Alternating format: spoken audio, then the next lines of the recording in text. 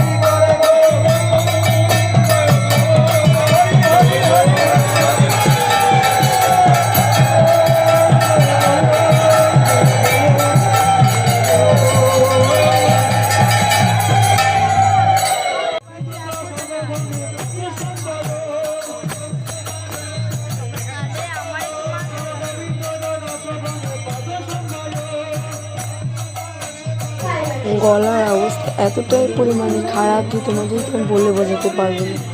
মানে কীর্তন, নাম সংকীর্তন মানে খুব গান বাজনা করাতে আমার গলার কন্ডিশন সত্যিই খুব খারাপ। এইভাবেই তোমাদের সাথে ব্লগটা শেয়ার করলাম।